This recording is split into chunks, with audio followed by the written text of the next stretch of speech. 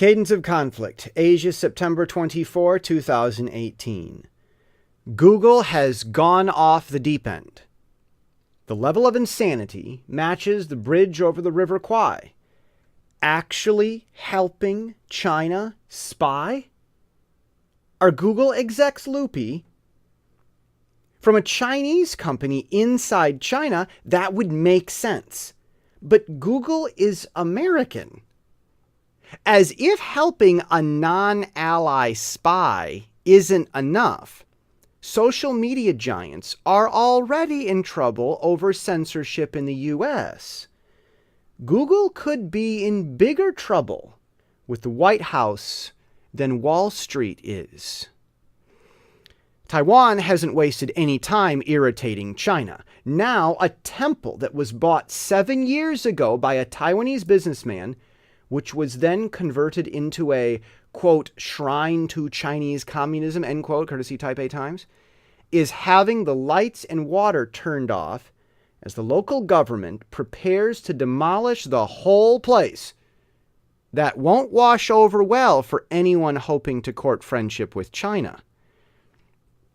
China seems to be taking the hint and finally getting offended.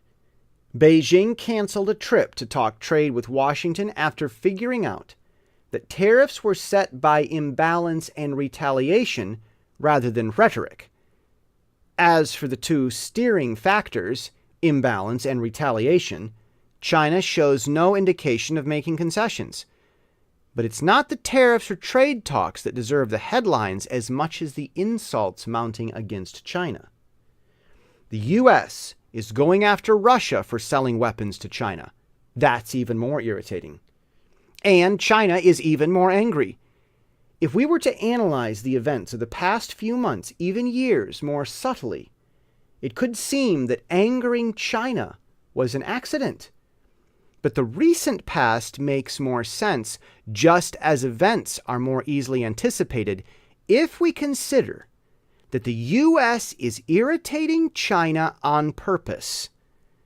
Expect more insults from the U.S., along with Taiwan. And Korea? Yes, the two nations are getting along. That won't work well for any nation or pundit hoping to argue that Trump doesn't know how to make a difference in the region. And that is the cadence of the conflict already seen in the Pacific.